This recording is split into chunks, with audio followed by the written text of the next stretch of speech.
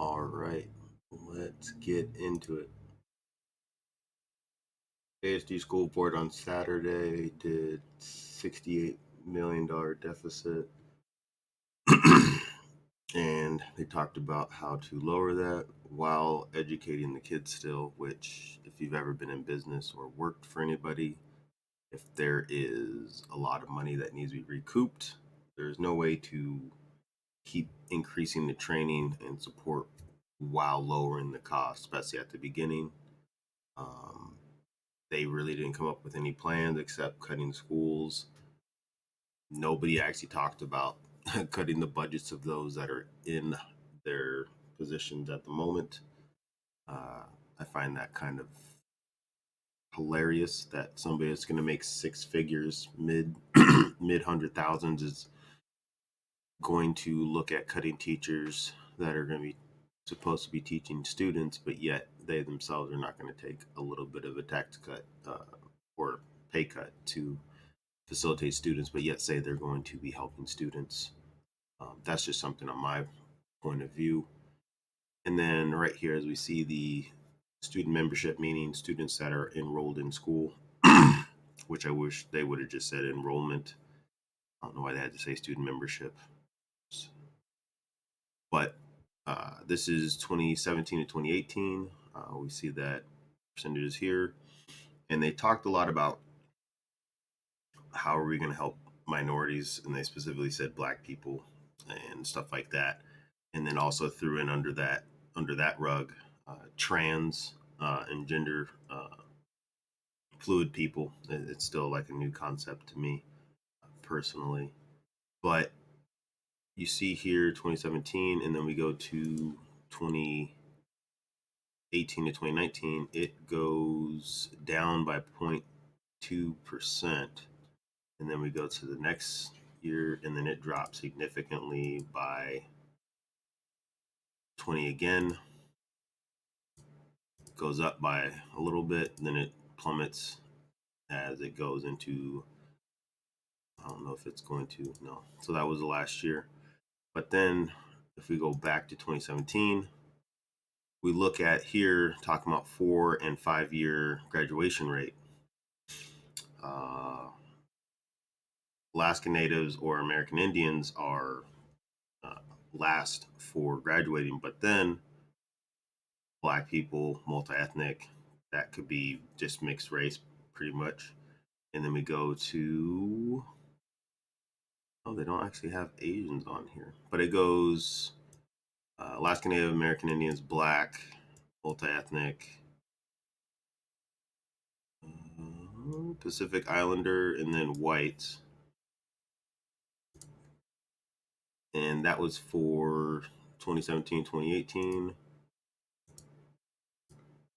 We see that there was a pretty good jump for 18 and 19 for minorities, and natives actually went backwards. And then we go again. Black males actually now are starting to graduate over females. Uh, it's only when it hits 50 years when it's usually where the males will not go into a fifth year graduation. Actually, it actually went down over the years and then back up.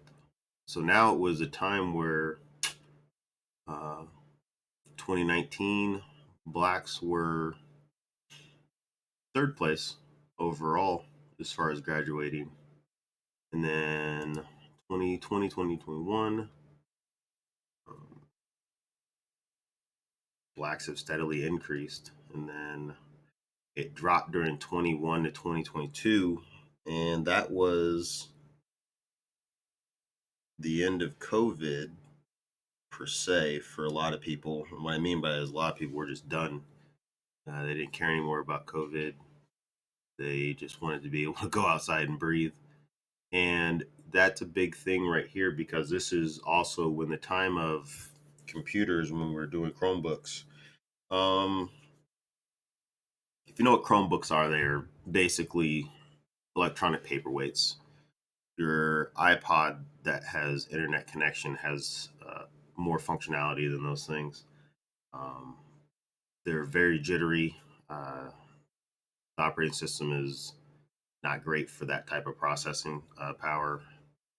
They can't even do a lot of the programs that you're trying to review on the computer.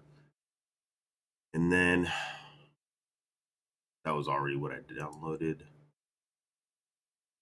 Let's see here. And then I get over to the proficiency level. And it's funny how they only do the proficiency for 3rd to 9th grade. And then they do it grades 5, 8, and 10. So they don't actually grade them through 3 and 9. They only do 5th, 8th, and 10th. And the thing for me is every year is critical. I don't see how you're going to say 5th grade is critical, 8th grade is critical, 10th grade is critical, but they have 6, 7, 9. Just there's so many gaps to where it's like, this is why students are failing. I mean, so the 37% need support, 29 are proficient, uh, approaching proficient. So really, it's over 50% are not proficient in literature, English. 23 are proficient, and right shy of 11 are advanced in their uh, in language arts. And then right here for math, you're talking 20, 53, 73% are below proficiency for math. And then science, 25, 35, 55, 60% are below proficiency for science. And I think this is a telling tale here is where they have approaching proficiency and need support. Play of words, all it is you need help and then you still need help. Like, I don't know why it's so hard to say uh, below a level and just be honest with people. I think that's what's crazy is that when you start using play of words because you want to be nicer, when these kids need to be told the harsh truth of, we see where you're failing and let's get you out of the hole. I don't know why it's such a hard thing to articulate, to let these kids know that they need help and that you're there to help them. But these kids are also smart enough to where you got to kind of give them the reality. The tough love is like, hey, I know you can do this or figure it out. I don't know how many teachers I've had that looked at me and said, you need to stop being stupid and start using your brain cells. Because it's like, I know how to play video games. I learned that. Know how to ride a bike. Know how to work on a car at the time when I was in high school. When a teacher's like, how is it that you're able to rebuild your engine, but I got to keep telling you to turn in your homework? Like, the level of accountability that teachers need to tell these kids, but also on the same hand, these principals need to also stand behind the teachers and tell and say, yeah, your kid's acting out. And that's like the thing I say about this whole whatever gender you want to be. I don't care what gender you want to be. Finish your homework and do your job. Like, I don't care which one be outside of what you need to get done. And that's something that you start seeing that these kids are failing at because they spend so much time trying to figure out an identity, but then they develop no skills that can revolve around their identity. Um, that being said, my mom threw me in track and field, and it was back when I was a butterball. I didn't think I was going to do well at it, but at the time I was heavy, so I was able to lift weights and stuff like that. So just shot put and discus. I was really good at that. Started running, started getting fit. Then I started being able to run. And then from that point, it was just progression and progression. These kids aren't given progression. These kids are just given lollipops and you can be whatever you want phrases. And then you wonder why you're going to be inefficient at science, math, literature.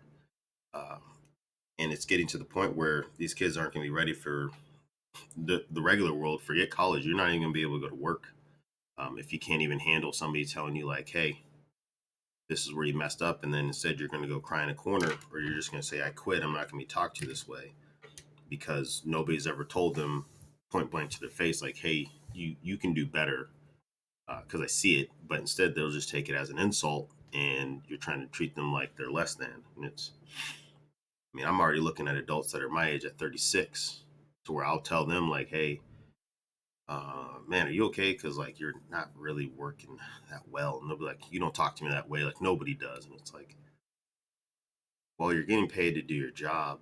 So I'm just here to critique you, help you, and facilitate a need of training. But people just can't handle it. Or people just go to work and they can't handle 8 hours of work.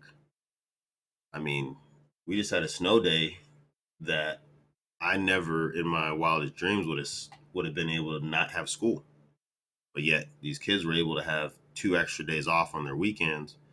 Mind you, I make my kids do homeschool stuff with me and my wife. But, that being said, uh, Anchor School District, Alaska Airlines, and stuff like that, like the problem that is happening with the school district is bureaucracy. There's too many chiefs at the helm and not enough Indians. My personal judgment call would be half of the people in charge need to be cut. I don't see why there needs to be that many people calling the shots, and then none of these teachers have people that are going to follow through. There's like, I mean, how many schools? How many schools are in Anchorage, Alaska?